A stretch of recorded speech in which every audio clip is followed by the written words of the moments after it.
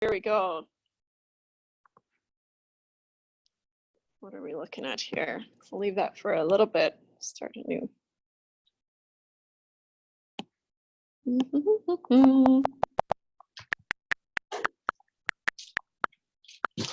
Okay. So we're going to do section 3.7. 3.7 is kind of a funny section. There's no new calculus that we learn. We're just learning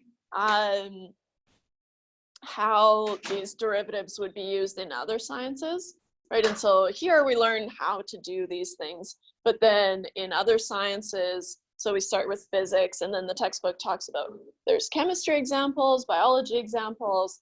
I opted for the economics one just because it's easier to wrap our heads around it. So just introducing different ways that we would use derivatives in other sciences. So we've got section 3.7, which is going to be, it's called rates of change. And remember, a rate of change is the derivative, right? So rates of change in the natural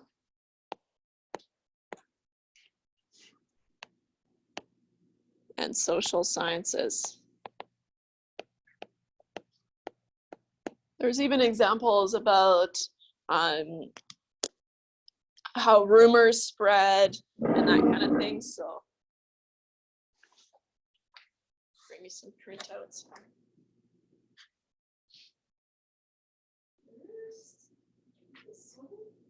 We got options. Do you guys see one? I printed a new one on the back of the old one.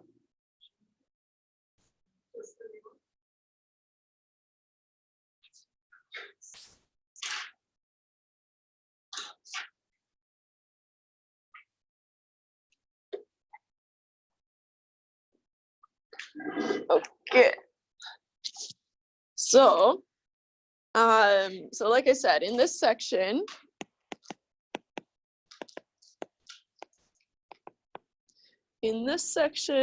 we introduce just some of the ways that we can use derivatives to solve problems in other sciences. So in this section, we introduce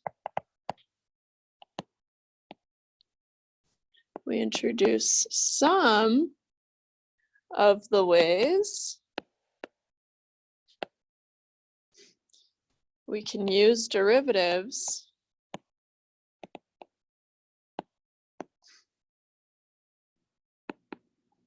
to solve problems in the other sciences. Because I know it feels pretty silly for us to sit here and find derivatives, right? Where is that taking us? But it's just so that you'll be able to take those skills and apply them to whatever problems you'll be solving in the real world, or at least in your field. And so, of course, physics is a big one, right? Kind of hand in hand with math. But then also, like I said, we're going to do the economics example just because it's pretty fun and easy to wrap our heads around. So we're going to start with physics, which is on your printout. Oops.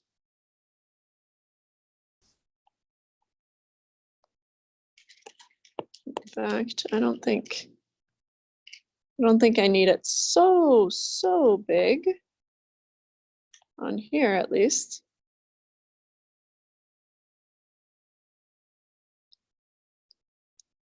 And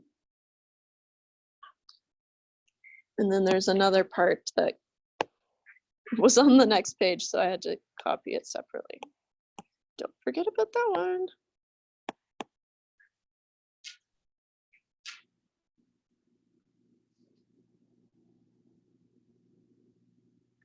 Okay. So, like I said, there is a problem very similar to this one, right? Kind of a physics style problem where you're given the position of the particle as a function, and then you have to solve problems like the parts that we're about to do on the final, right? So this one will come up, and so we're going to talk a lot about it. All right, so one main thing that you want to look at, right, is, okay, if we have the position, right, S of t is usually how we denote it, right? And so if you know the position, then the first derivative is going to be the velocity at time t, right? And then the second derivative is going to be the acceleration at time t, right, or as a function of t. And so going kind of backwards, right, from the acceleration is the derivative of the velocity, which is the second derivative of the position. So keeping that in mind, if we're given some function s, which is a function of t, and we're told that it's t to the power of 3 minus 6t squared plus 9t, if we just look at this and we anticipate that we have to take the derivative, that's not that bad, right? This is a polynomial. There's really nothing going on here, right? And so finding the derivative is not going to be the bad part. It's now linking what the derivative means to all these questions that we're answering. It also assumes a little bit of knowledge from physics, right? So things like, so part A, we're going to find the velocity at time t, which is basically just saying find the derivative. B, what's the velocity after 2 seconds, after 4 seconds? So just evaluate the derivative at those time points. Part C, when is the particle at rest? Well, if it's at rest, the velocity has to be 0, right? And so what we do is we figure out when the velocity is going to be 0, and that's when the particle is at rest. When is the particle moving forward, right, in the positive direction? That's going to be when the velocity is positive, right? And then if it's moving backwards, the velocity is going to be negative. Draw a diagram to represent the motion of the particle, right? That can be a little bit tricky, but we'll just kind of map it out together. Find the total distance traveled by the particle during the first 5 seconds. And so I'll tell you right now, it's going to be moving kind of forwards, backwards, forwards. And so to find the distance traveled, right, we have to break it down to how far did it move forwards, how far did it move backwards, and add those up. And then find the acceleration at time t after 4 seconds. And so the acceleration is the second derivative, evaluated at 4 seconds. H, graph the position, velocity, and acceleration functions for t between 0 and 5. We're going to do that in Desmos just to have a look and see. That's not something that I would get you to do by hand. When is the particle speeding up? When is it slowing down? And so that's going to be looking at the acceleration, right? Speeding up, the acceleration is positive. Slowing down, the acceleration is negative. All right. There's one subpart that I wanted to add on here, mostly because you have to do it on the final. And because it's not part of these many, many parts, how can I call this? I'll call this part 0.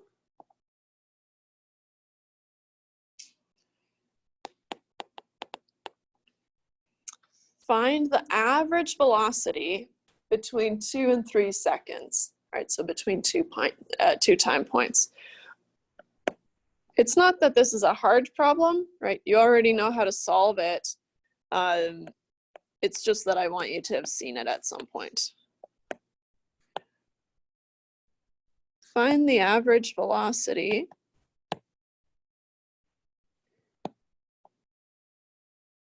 between t equals 2 seconds and t equals 3 seconds.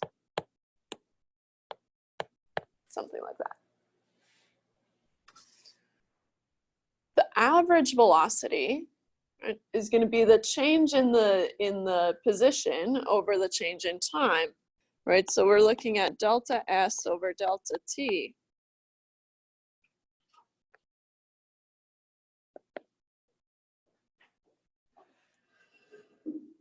Which in this case is going to be S at 3 minus S at 2 over 3 minus 2, right? Going from, this is the same setup as f of x plus h minus f of x over h, right? The change. So S of 3, well, we just use this function t to the power of 3 minus 6t squared plus 9t. So we get, better have a look at it.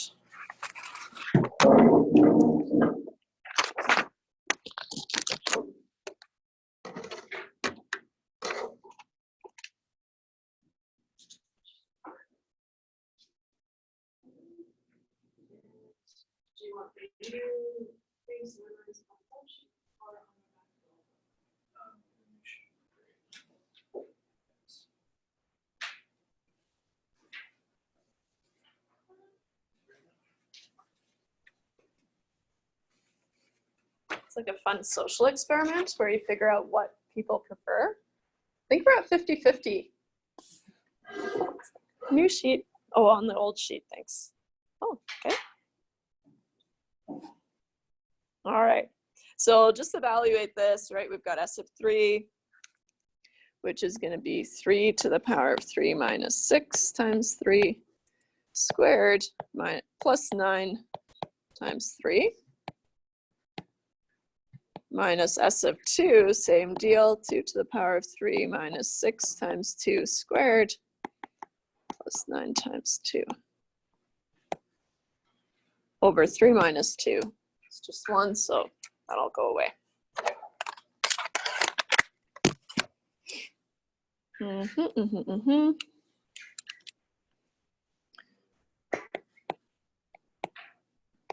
I get 27 minus, and then 3 squared times 6 is 54.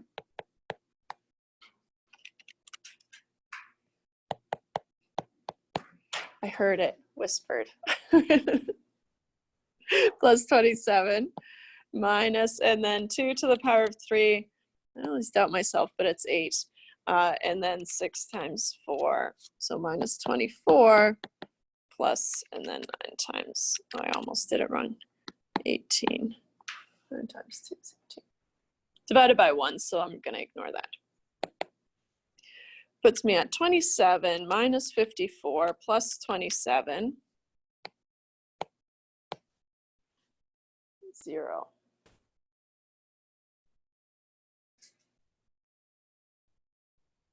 Okay, fine. Should have tried my time points first. I guess I knew that. Anyways, doesn't matter. It's still the average velocity. And then 8 minus 24 plus 18, negative 2. Technically, it's over 1, right? And so now we get negative 2. And what's the distance measured in? Meters per second.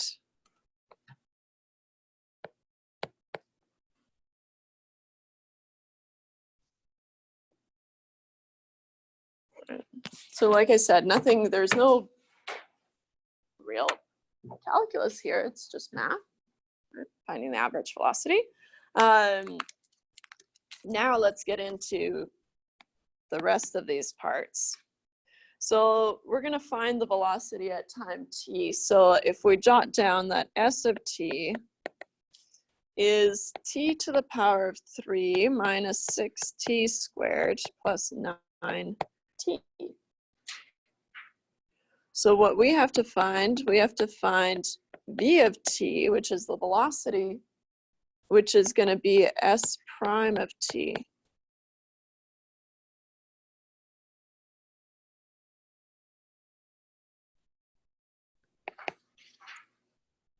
taking the derivative of this thing,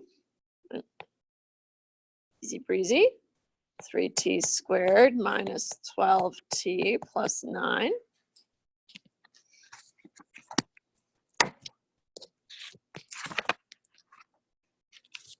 There.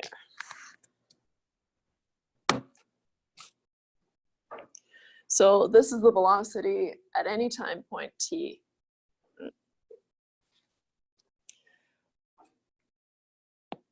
How about part B? What's the velocity after 2 seconds and then separately after 4 seconds? So after 2 seconds, we want to find v of 2, which is going to be 3 times 2 squared minus 12 times 2 plus 9. Let's see here. 3 times 4 minus 24 plus 9. I get -3. And then because we're talking about velocity, right, it might be helpful to put the units down. Meters per second.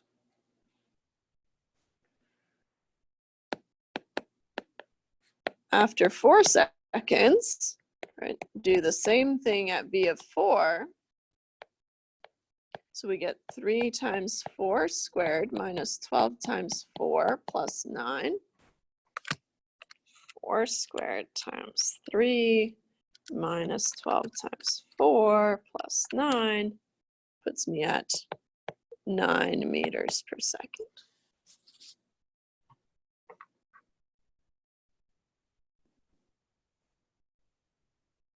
Oh. So far, so good. Part C, when is the particle at rest? So the particle is at rest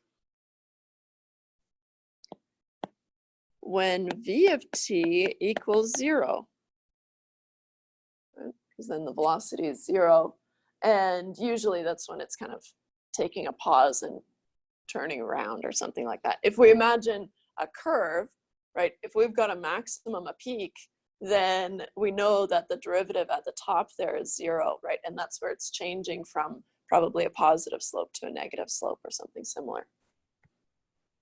So if we want the velocity to be 0, right, then we know that v of t from earlier is 3t squared minus 12t plus 9.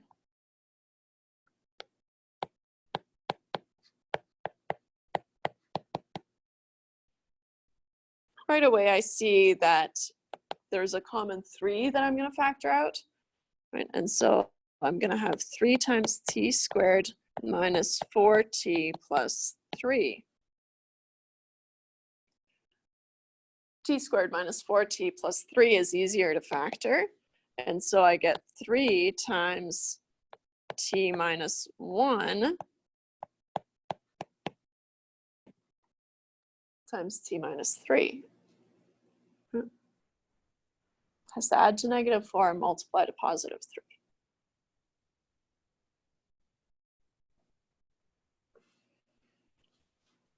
So therefore, v of t equals 3 times t minus 1 times t minus 3 equals 0 when t equals 1 and when when t equals 3 and t equals 3. Right? That's the only time that that thing can equal 0. So now we have a pretty good idea, and that's why I said I should have known not to use 3, because that's where the velocity is 0, so it doesn't look good, but we were still able to find the average velocity, right? It's okay. All right, because what happens, right, is, let's say, for instance, and we're starting and we move forward, and then at t equals 1, right, we turn around and we head back, And then at t equals 3, what we found was the displacement of the particle, right? The position of the particle was at 0. And then we keep going forward, right? So we'll see it when we map it out. Okay, so the particle is at rest at t equals 1 and t equals 3. Okay. Every other time it's on the move. So now part D, when is the particle moving forward? That is in the positive direction. And so the particle is moving forward when the velocity is positive. When the velocity is positive.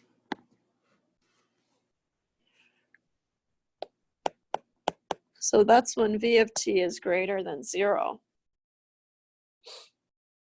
So that's going to be easier to look at if we use the factored form of v of t, right? So we use v of t is 3 times t minus 1 times t minus 3, and now we're forcing it to be greater than 0.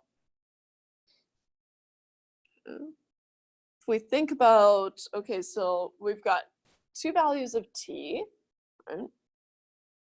We know we're going to be paused at t equals 1 and t equals 3. So those we can consider our test points, right? So leading up to t equals 1, right, the velocity is either positive or negative. After t equals 1 to t equals 3, the velocity is either positive or negative, right? And then same thing after 3, right? So we've got these test points. Okay? So what we can do is we can map them out like this. So here we've got t equals 1, and here we've got t equals 3. Another way that you could do it is just think about when it's going to be positive, right? When is it going to be greater than 0? Well, that's if t minus 1 times t minus 3 is positive, right? Which can happen if t minus 1 and t minus 3 are both positive, or if they're both negative, right? A negative times a negative is going to give you a positive. So there's 2 situations where you could get a positive value. So for me, I like to just map it out visually, right? And then pick some test points here. So if I use at time 0, at time 2, oops, and maybe time 4, right? Just to get an idea of how it behaves in that interval, right? Between these intervals, things aren't going to change. So now what I can do is I can do 3 times 0 minus 1 times 0 minus 3. Well, that's going to be, in terms of a positive or negative, right, we get a positive value.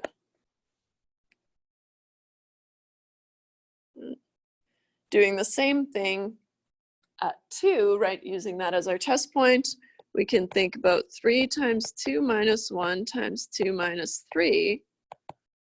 I'm going to get a negative value, right, because 2 minus 1 is positive, but then 2 minus 3 is negative, so overall I get a negative value. Same thing over here, 3 times 4 minus 1 times 4 minus 3. Both those are positive, so now I get a positive value. Oh, no, never mind. I'm like,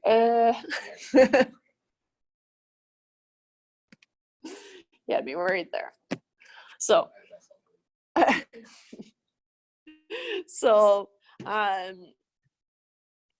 we can use this method, or we could just argue, right, when these things are going to be positive or negative, right? It really doesn't matter. We're doing the same thing. It's just 2 different approaches, right? So, or we could say that v of t is 3 times t minus 1 times t minus 3 is greater than 0 when both t minus 1 and t minus 3 have the same sign. Right? And so we can just kind of argue our way to it that both are going to be negative when t is less than 1. And both are going to be positive when t is greater than 3, which is exactly what we found, right? Less than 1 and greater than 3, we get positive. So depending on which way feels kind of better to you to approach it, just go with that one, right? Just two methods of doing the same thing. So what we know, right, is we've got this positive velocity up until t equals 1. And then, of course, it's kind of by logic, I guess, has to be negative. If it's not positive, it has to be negative. And so the complement. And then after time equals 3, it's going to be positive again. Right? And so therefore, we know the velocity will be positive up to t equals 1 and after t equals 3.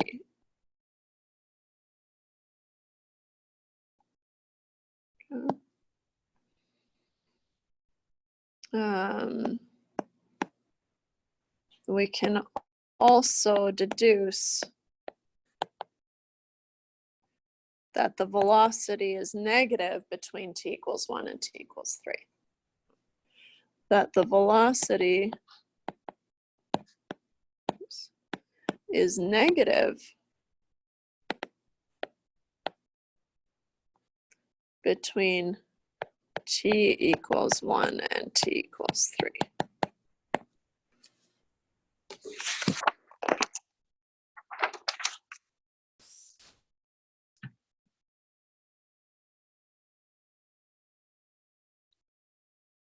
So part E, we have to draw a diagram to represent the motion of the particle. So draw a diagram of the motion of the particle.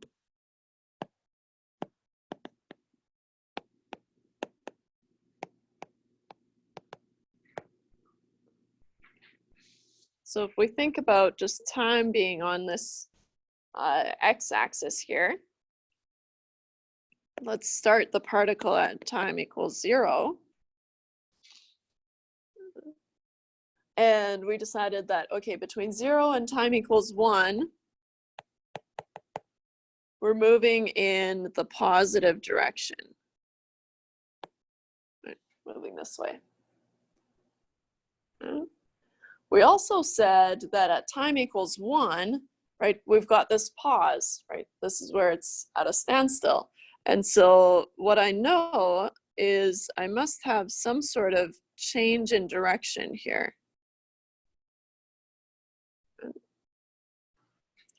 So then I can go back, and so until t equals 3, I head back. Here I am at t equals 3. And I know this is another time point where I've got this standstill. So this is where it's changing direction. And so I've got this. Doop. And then from t equals 3 onwards, right? So here we're moving in this direction, because we're moving backwards between t equals 1 and t equals 3. After t equals 3, it seems to just keep going in the positive direction. So it kind of goes boop, boop, shh. We can figure out what the positions are. Why did I, for example, draw the t equals 3 over t equals 0 when it doesn't really match up, right? Means that there must have been some acceleration, but it's only because, remember in the very beginning, we said that the position of the particle at time 3, we already established was 0, right? And so we know from earlier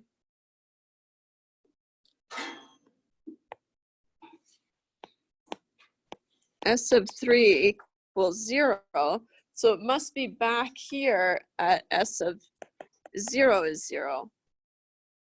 So that's why they're on top of each other.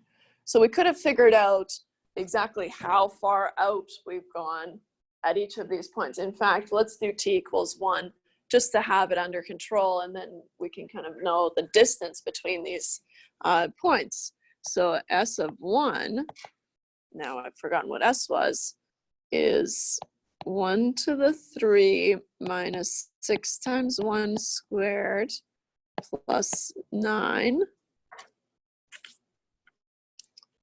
1 minus 6 plus 9 puts me at 4.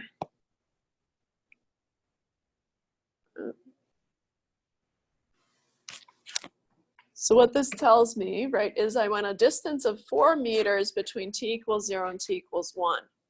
And then I must have turned around and gone a distance of another 4 meters between t equals 1 and t equals 3.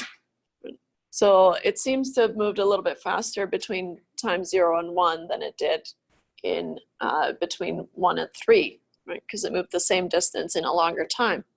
And then after that, it just keeps going and going and going, right? So we can find out how far it's gone. In fact, I'm pretty sure that's the next part. It is. Surprise, surprise. So part F, we want to find the total distance traveled by the particle during the first 5 seconds. So find total distance in the first 5 seconds.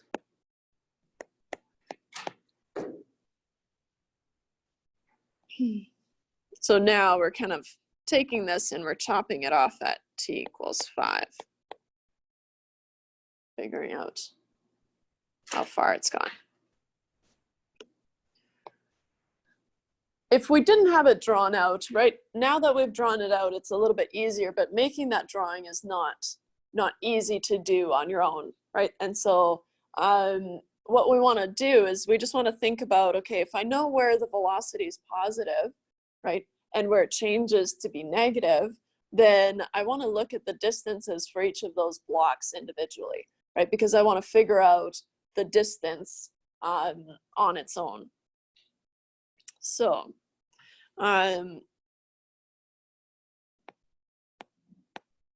we need to find the distance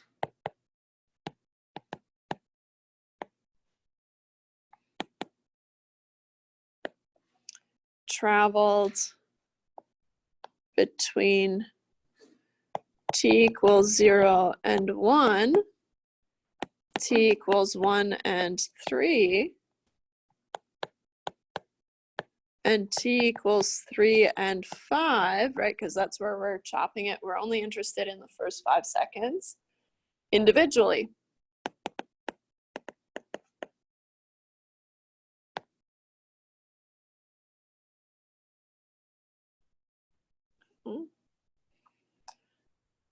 So what we can do, right, is we have to find the distance traveled from time 1,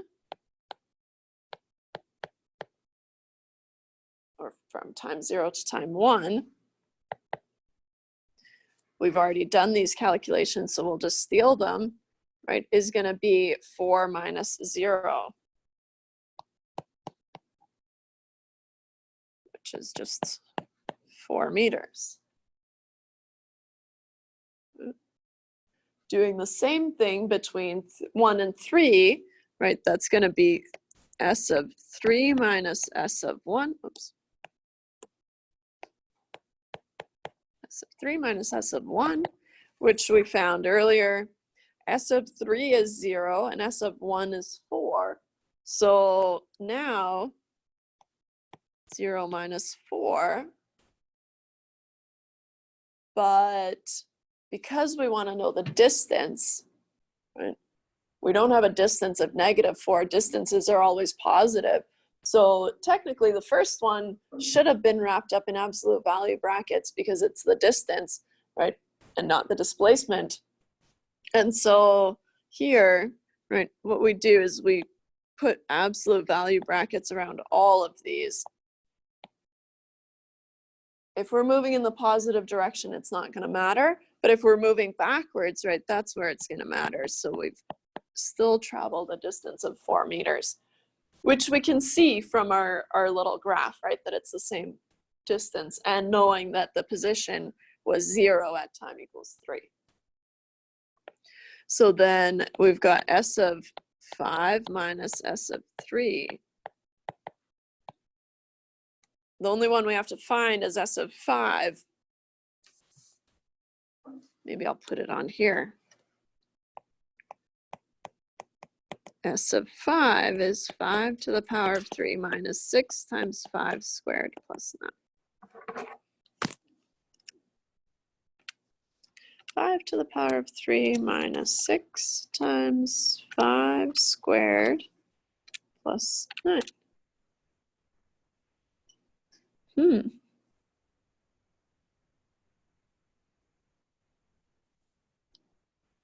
Did I do that right? It's only that I've got 20 in here and I get 16 when I do it now, so I'm going to try it again. Is it 5? Yeah. 5 to the power of 3 minus 6, oops, 6 times 5 squared, oh, plus 9 times 5. 9 times 5. It's just that it was 1 before. That's 20.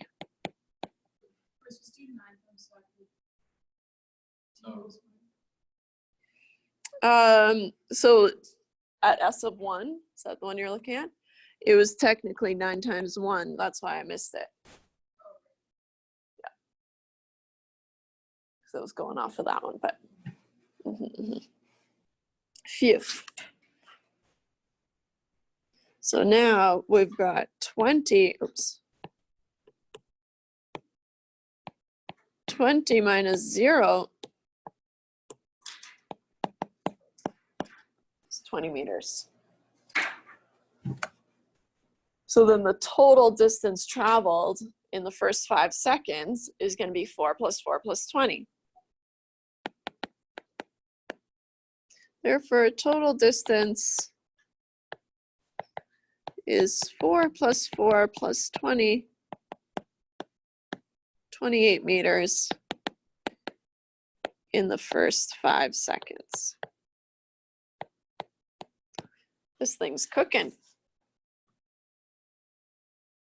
I think 5 seconds, 28 meters. Pretty good. Woo, woo, woo. I guess. I'm thinking about like maybe an animal or something. Yeah, I guess for particles. All right. Good. So we found the total distance traveled by the particle during the first 5 seconds. Now we're going to find the acceleration at time t and after 4 seconds. So again, the acceleration rate is the second derivative. So now we're going to go ahead and find the second derivative just in general times of t, and then evaluate it at time equals 4 seconds. So part G, oops.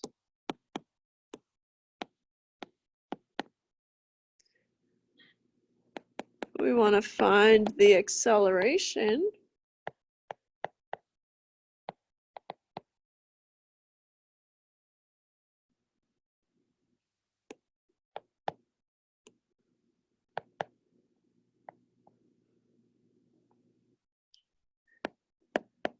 A of t is v prime of t, or if you prefer, s double prime of t.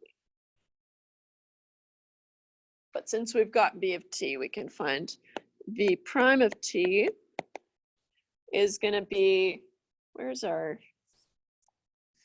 v of t? Oh, it's way back here.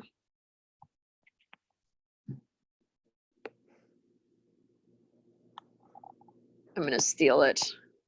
I don't have to remember it all this way down.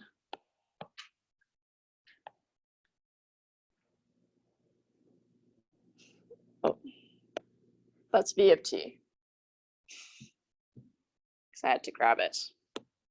Now we can find v prime of t, which is a of t. So a of t is v prime of t, which is going to be 6t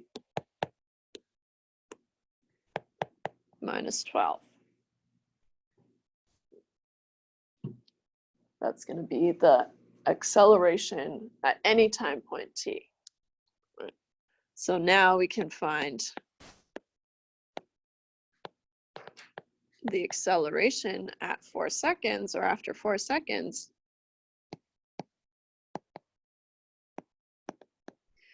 Now we can find the acceleration after 4 seconds, which is just going to be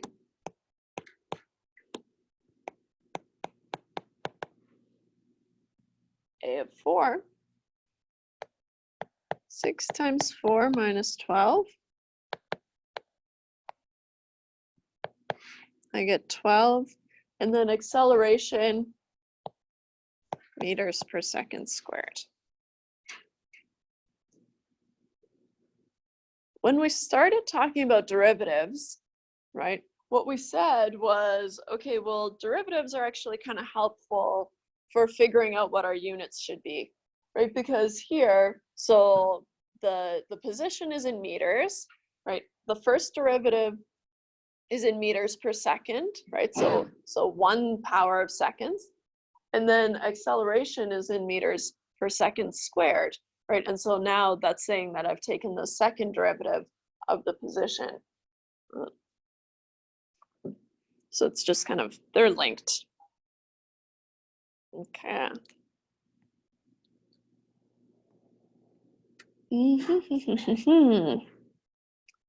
So part H says to graph the position, velocity, and acceleration functions for time between 0 and 5. So we're just going to use Desmos for that. We're not going to do anything crazy here. So the position is x to the power of 3 minus 6x squared plus 9x. So that's our position. And then our derivative was, now I keep forgetting it. I want to have it here.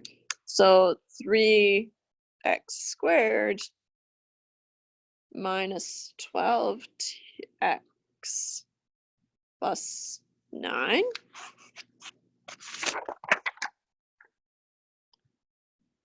And then the acceleration we just found was 6x minus 12.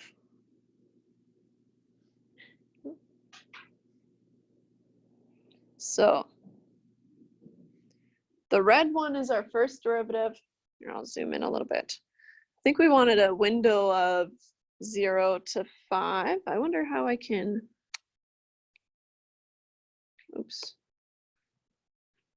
I guess I can just make it so.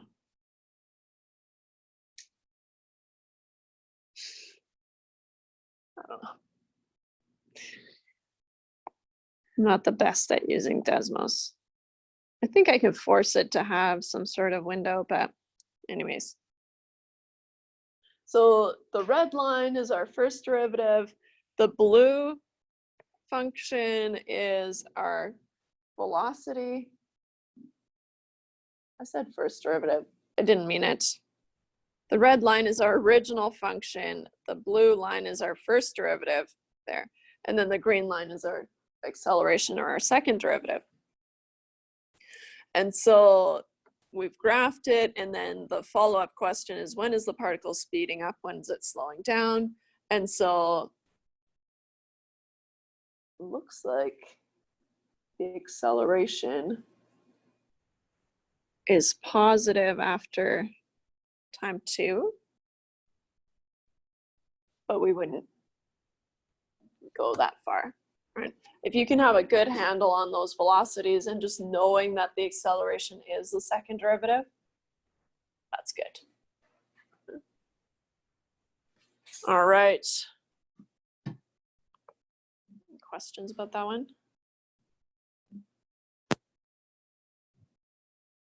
So we'll need to know how to do that one. How about we do some lighter fare economics, which is so funny because whenever I teach business math, and that's pretty often, except not this term for some reason, we kind of teach them how to find the derivative, right? But just the derivative of a polynomial, and I just say, okay, so you just give it a bump from the right? All those powers come falling down. It's very not real calculus, and they do not like it. They find it very difficult, and they do not like it.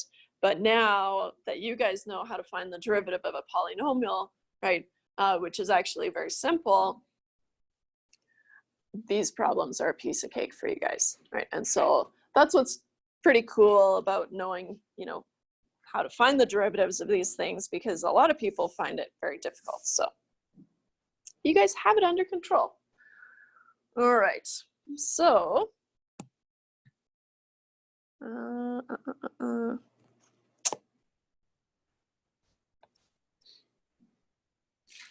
don't think you got a handout. I'm asleep at the wheel here. And then I've got the new formulas on their own page or on the back of the old page.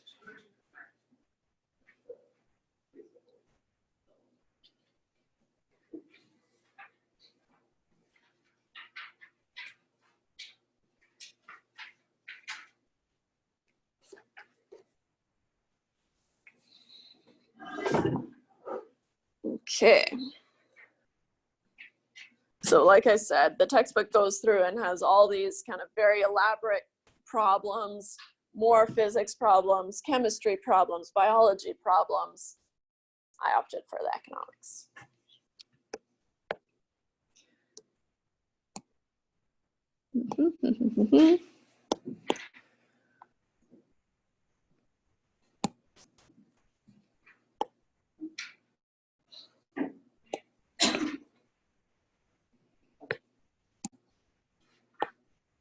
Just copy these in here.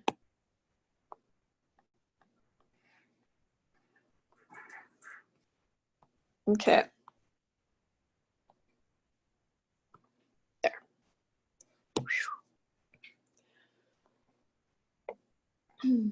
So in economics, and you guys have this in front of you, so we'll just kind of talk about it. In economics, they often build things called a cost function, which is just the cost of producing some number of units X of something, right? Regardless of what you're doing. There's other things that you need to take into account, right? There's not just the material cost, there's labor costs, there's fixed costs like your rent that you're paying. And so there's a lot of costs that you need to factor in to when you're making some product, right? And so you always want to look at, okay, well, how much does it make? Well, you're looking at the profit, but also how much does it cost for me to make this thing, right? And so you have this cost function. And so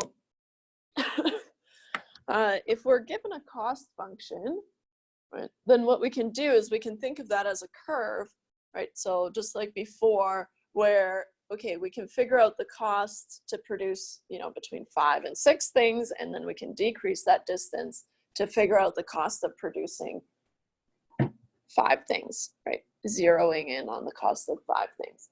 That's the derivative, right, of the cost function, the slope of the tangent line as we approach this point. And so the derivative of the cost function is called the marginal cost. So I'll put that on here. So the marginal cost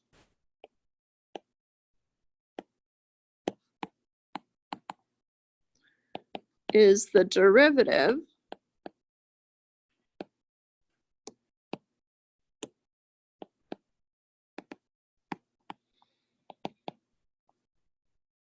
of the cost function.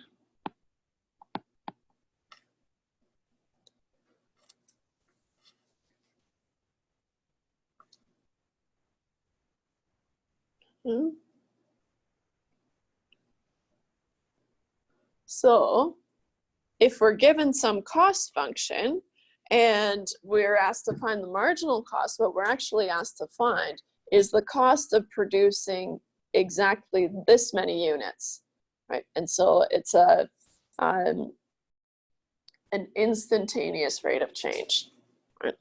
And so it's the velocity at that point. And so kind of towards the middle of the page, right, we've got this function for a cost function, and pretty typical, right? So we've got some polynomial function for the cost function, which we can pretty easily find the derivative of, right? And that's the marginal cost. And so where A is the overhead cost, so things like rent, heat, maintenance, and then, so we've got the raw materials, we've got the labor costs, which might have an x to the power of 2, right, if things get expensive, and so on and so forth. Right? And so we can model the cost of production. So, oh.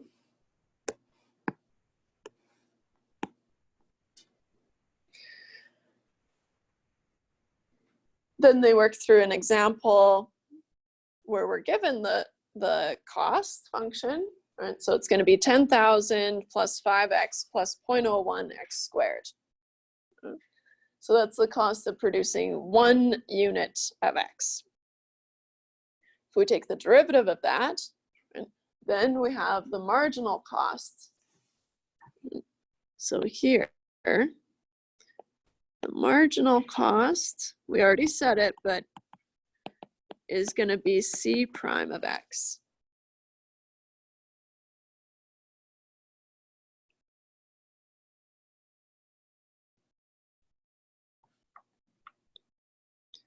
And the marginal cost, I'll say MC, is the cost of producing exactly X items.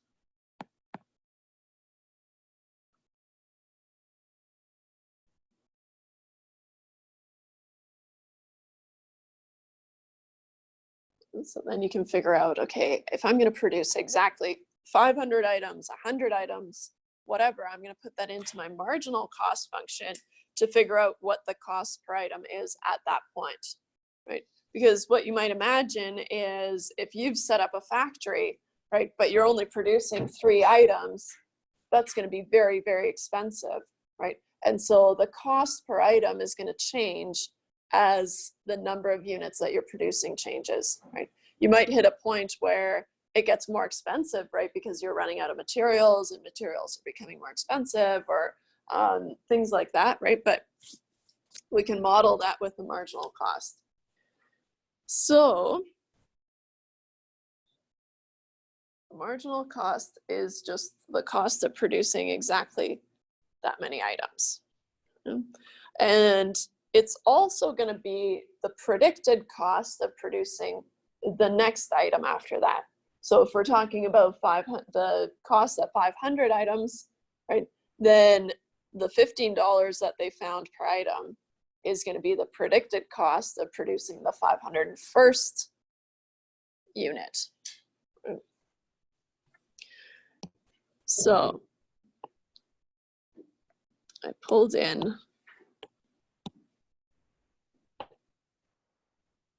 example for us to do.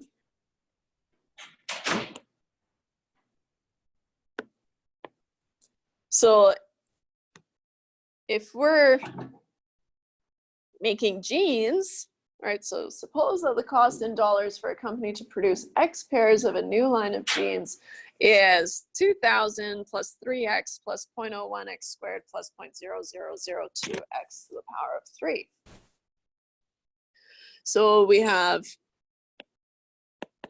just so we have it kind of written out, 2,000 plus 3x plus 0.01x squared plus 0.000, make sure I have the right number of zeros, 1, 2, 3, yeah, 2x to the power of 3.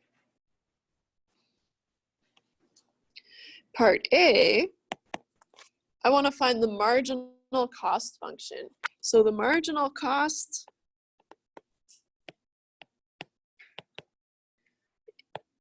is c prime of x. It's a derivative of c with respect to x. 2,000 goes away. 3x is 3 plus 0.01 times 2, so 0.01 times 2, 0.02. 0.02x, and then 0.000302 times 3.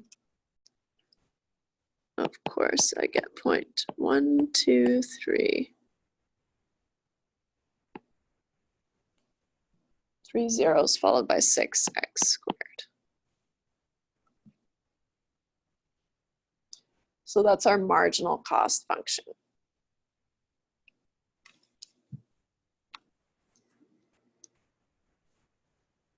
If we want to find the marginal cost at 100 units,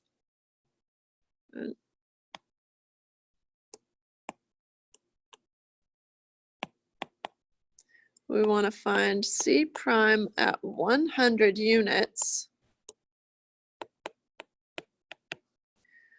is 3 plus 0.02 times 100 plus 0.0006 times 100 squared.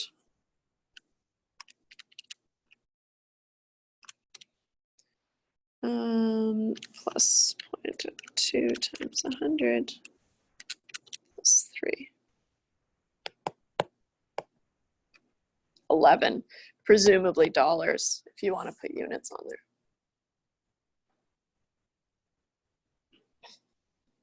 Okay. So what is this? This is the cost per unit if we're producing 100 units. So the cost per unit would be $11 if we were producing 100 units.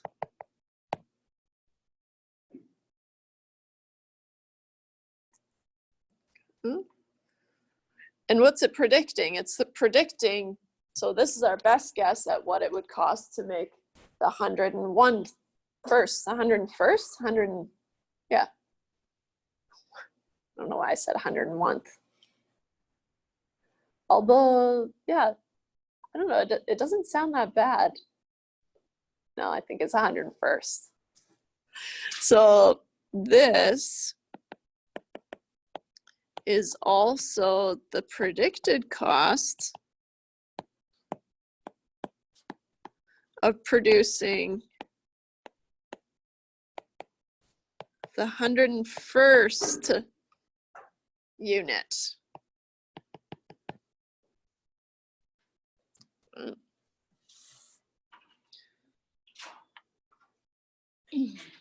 So now in part C, we want to compare the marginal cost at 100 with the cost of manufacturing the 101st pair of jeans. So using the cost function, right, the cost of the 101st pair of jeans is going to be, where is it, 2,000 plus 3 times 101 plus 0.01 times 101 squared, oh, not 1,001, plus 0.0002 101 to the power of 3. Okay, better use my calculator. 101 to the power of 3, I'll work backwards, times 0.0002. Bad idea. 2,000 plus 206. Just jot these down. I have to figure out how to store values on my calculator. I just started using this one last term, so we're not best friends yet. But most calculators, you can store values, right? And so it might be good to know how to do on your calculator. But I've got 3 times 101 plus 303 plus 101 squared times 0.01, 102.01 plus 206.0602 plus 303 plus 2,000. What the?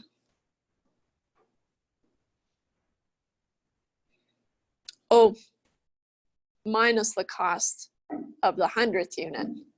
This is the cost of producing 101 units. Okay, all's not lost.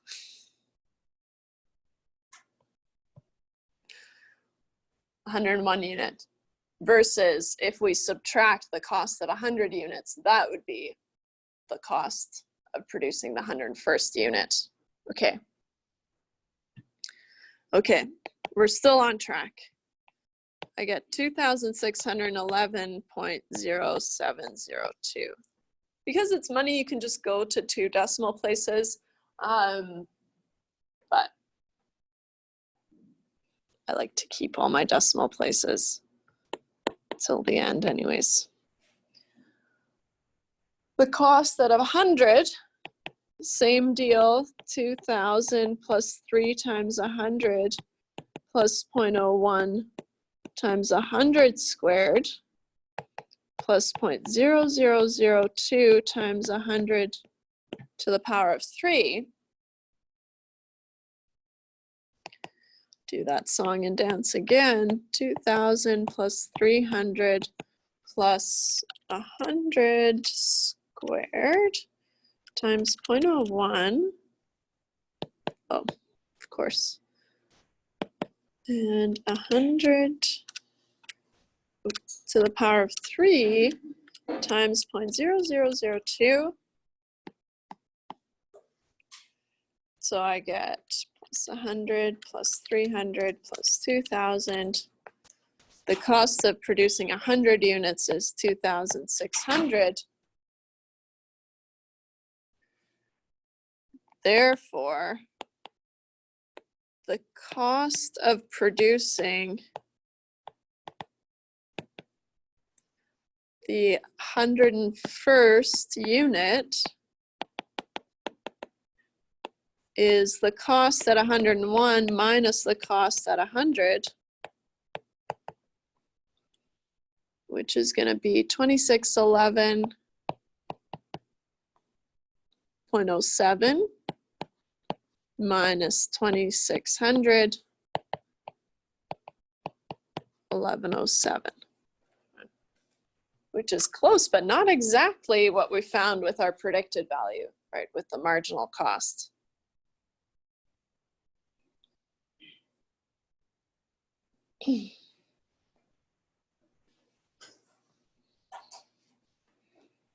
So unlike this course, right, the derivatives are actually pretty reasonable, a little bit more straightforward when we apply them, right? But we have to have all these rules. Any questions about that one? Oh, okay. So what I wanted to do, so those are the only examples that we'll go through in 3.7. You can have a read through the rest of them, but they're just examples of applying derivatives, right? So besides that physics one that we'll have to do, right, it's not going to be anything major. I wanted to do one example of related rates in section 3.9. So we're not doing 3.8, right? And so we're just going from 3.7 to 3.9. And so we're not doing section 3.8.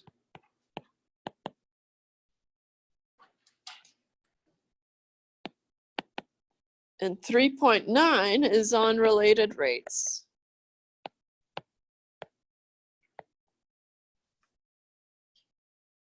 Okay. Related rates is typically one of the hardest sections that we do. And so that's why I wanted to take some time today to introduce it, and then we can spend some time next day reviewing it and kind of going through more problems. And then what I'm hoping is I can free up an hour or so on Thursday just for some review time for the test that's on the following Tuesday. Right, so we're getting ahead of ourselves, but so I want to kind of try to free up some time so that we can do some review before the test.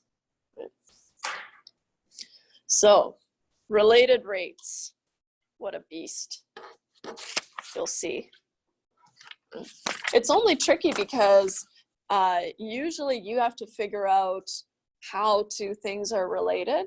And so the idea between related or behind related rates is if you want to find the rate of change of something, which is the derivative, right?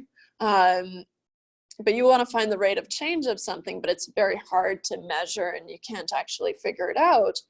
But you know the rate of something that's related to it, then we can use related rates to figure out what the rate of change is of the thing that you're interested in. Lots of words there. But here, so let's just kind of justify using it first. So there will be times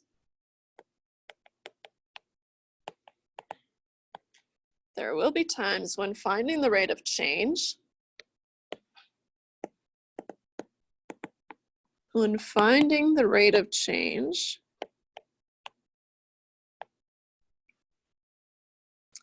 might be difficult.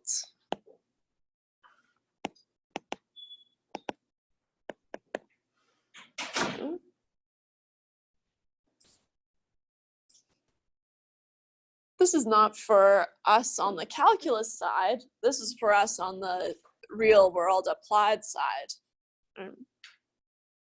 So instead of finding it explicitly, right? So instead of measuring it, instead of measuring the rate of change explicitly,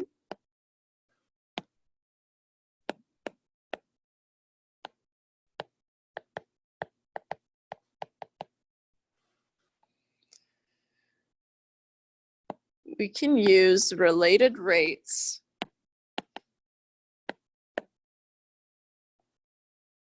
to solve the problem.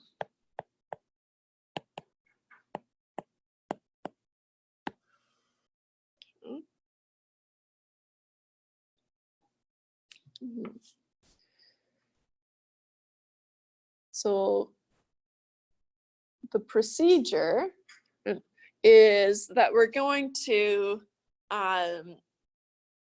compute the rate of change of one thing, right, and then translate it back to the thing that's going to be hard to measure. And it'll make more sense once we talk about the balloon example that we'll start with. So, but let's just establish what we're going to do. So we compute the rate of change. We compute the rate of change of one quantity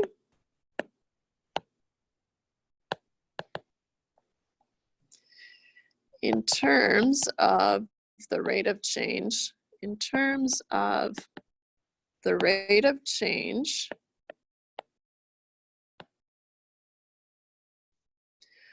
of another quantity.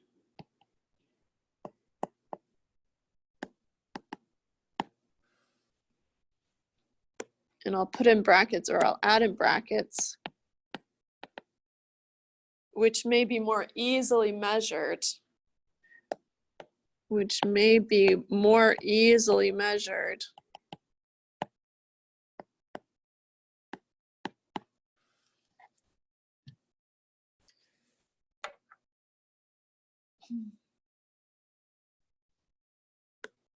One key thing here, right, is just to remember whenever you see rate of change, right, the rate of change is the derivative. And so the rate of change is the derivative.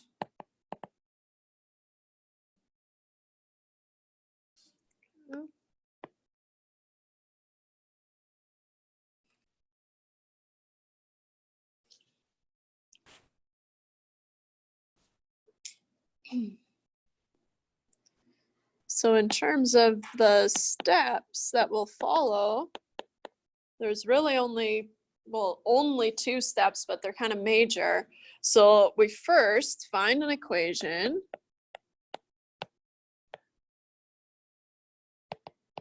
Find an equation that relates the two quantities that we're interested in, right? One that we might know and one that we want to know more about. So find an equation that relates the two quantities.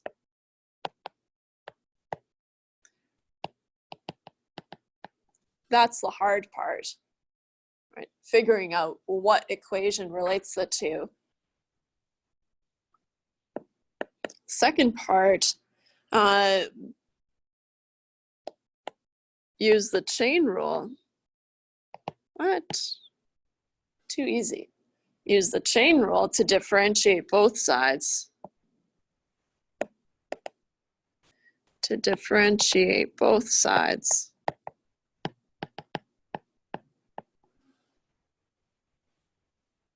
Usually with respect to time or with respect to x. With respect to t or x, but kind of, or some other variable. In fact, usually t. We'll just leave it at that. Okay. Let's do an example so we see kind of what this means. So I'll put it on a new page here. Example 1. So air is being pumped into a spherical balloon so that its volume increases at a rate of 100 centimeters cubed per second.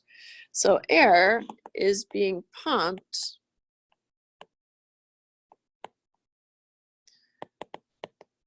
into a spherical balloon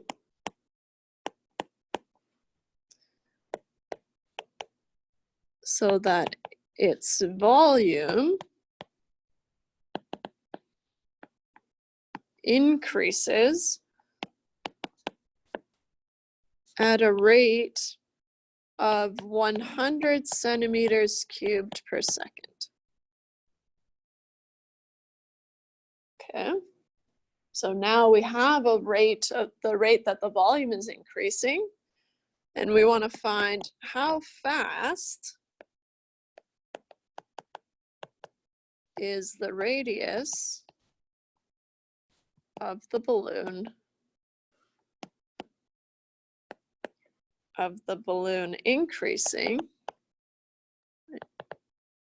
If you're increasing the volume, you probably are not decreasing the radius. So how fast is the radius of the balloon increasing when the diameter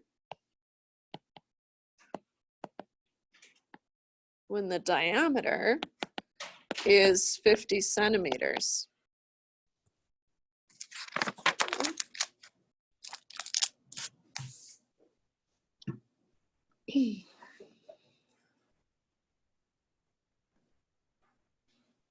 So let's just figure out what we've been given here before we even start to tackle this problem, right? And so we've been given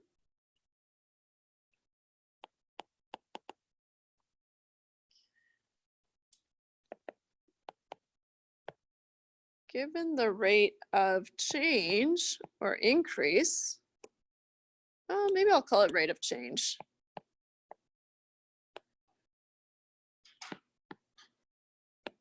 Of the volume is 100 centimeters cubed per second. Okay. We're also told that the diameter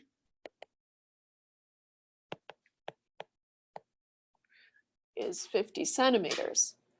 Right. I don't have necessarily a formula for volume that uses diameter, but I can find the radius, right, by dividing it by 2. And so we also know, just in case we need the radius instead, is half of that 25 centimeters.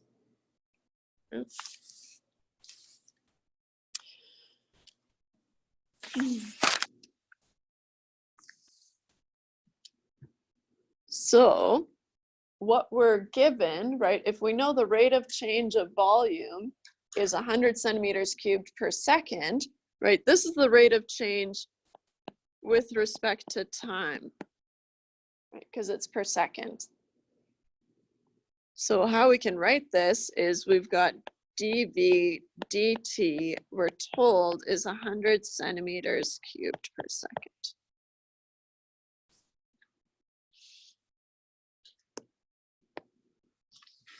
And what we want to know how fast is the radius of the balloon increasing when the diameter is 50 centimeters, right? So here we actually want to know about the radius. So the two things that we should maybe be connecting is the rate of change of the radius with the rate of change of the volume.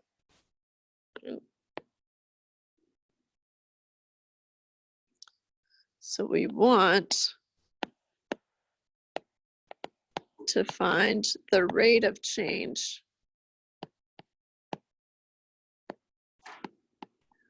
of the radius, which is dr dt, right? The derivative of the radius with respect to time,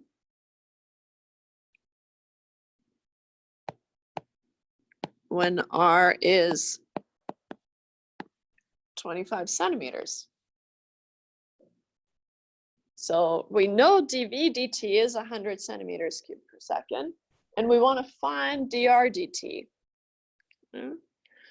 So we have v and r as our variables that we're working with, right? And so we want to find a function that connects the two, right? I can define the volume in terms of the radius, right? And so in terms of our steps, the first one is to find a function. How did we say it? That relates the two quantities. Find a function that relates v and r in our case. Well, we know v is 4 over 3 pi r to the 3. That's the tricky part, is remembering all those formulas to be able to link them. But we're going to find a function that relates the volume to the radius, and this is it, right? The volume is 4 over 3 pi r cubed. Okay. So now what I can do, right, is I can take the derivative of both sides with respect to, well, what I'm going to do is I'm going to do it with respect to r, but what it looks like, so step 2 is to differentiate both sides with respect to t, and I'll show you what that looks like in just a little minute here. So if we've got v is 4 over 3 pi r cubed, then if we take the derivative with respect to t, we get dv dt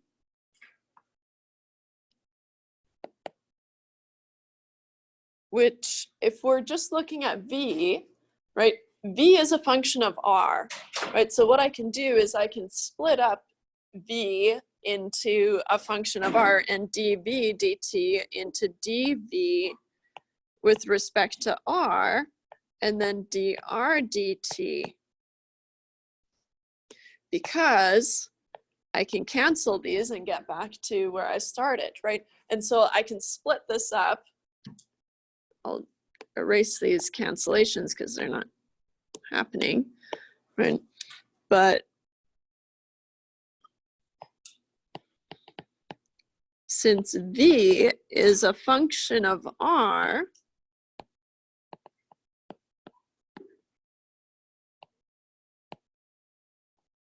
we can split dv dt into dv dr times dr dt. The derivative of the volume with respect to r, and then times the derivative of r with respect to t, which is what we're looking for, right? We want to find dr dt.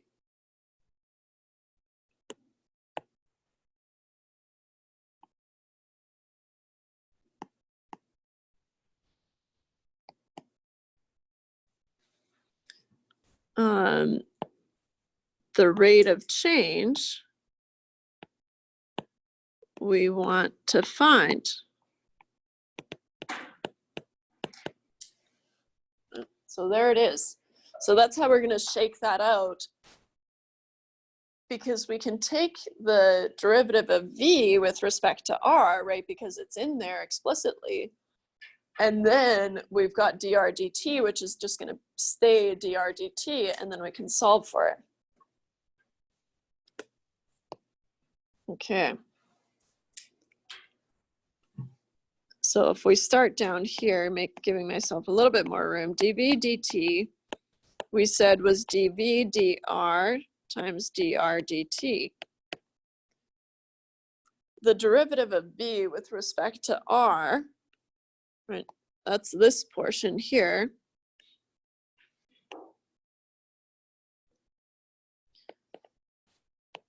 The derivative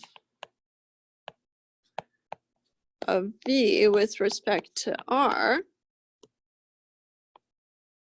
So that portion is going to be just the derivative of v with respect to r, which is 4 over 3 pi. The only thing that's a variable in there is r to the 3. And the 3 is going to get brought down, so I get 3 times 4 over 3 pi r squared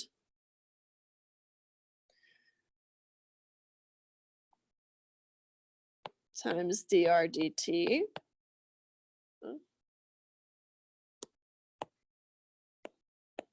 That 3 and 3 is going to cancel, and so I get 4 pi r squared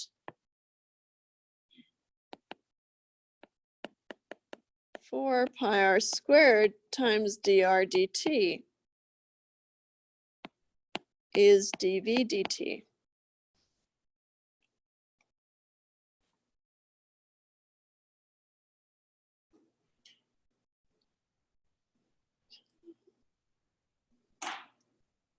Now, we started out and we said that the rate of change of the volume with respect to time is 100 centimeters cubed per second, right? So we know dv dt is 100 at this point, right? And just in general. And so we know dv dt is 100. Ditch the units for a little bit. So now we can solve for dr dt. So whether you bring it over now, or if you want to say, well, 100 is 4 pi r squared times dr dt, really emphasizing that it's its own thing.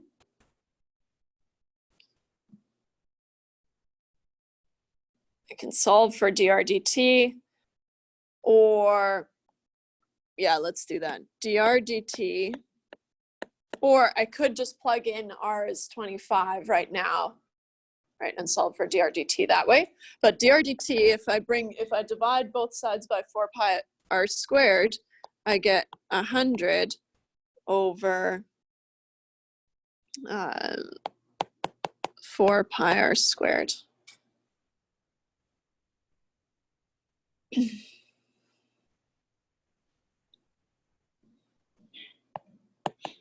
At r equals 25, right, we find that dr dt is 100 over 4 pi 25 squared.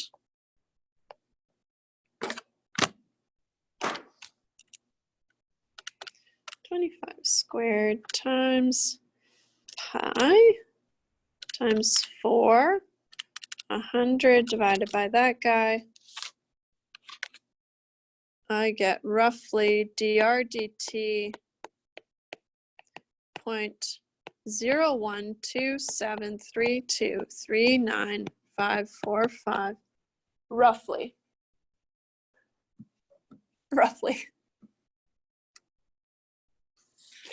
But I feel pretty good about close enough.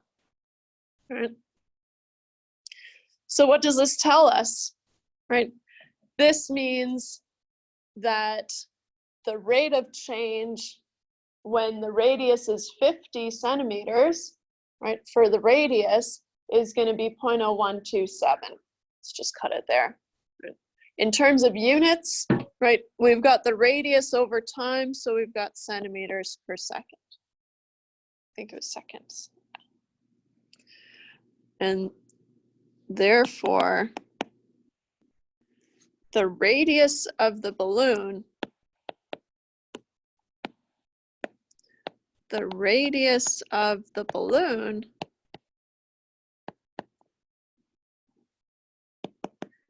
is increasing at a rate of approximately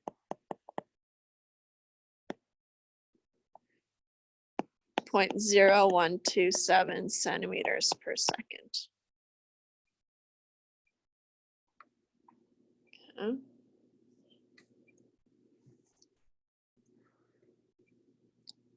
Any questions about that one? So we will do definitely a few more examples of related rates, right? They can be kind of tricky,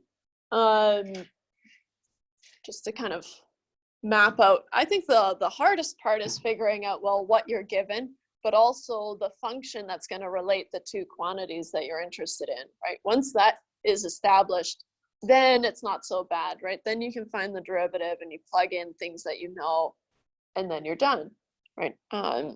It's figuring out this portion, right? How I can relate the volume and the radius. isn't necessarily that easy, right? Or even that I need to relate the volume and the radius. And that can be tricky. So I thought that was going to take me a little while longer. So that's all I've got for today. But any questions? No. All right. See you guys on Tuesday. All right.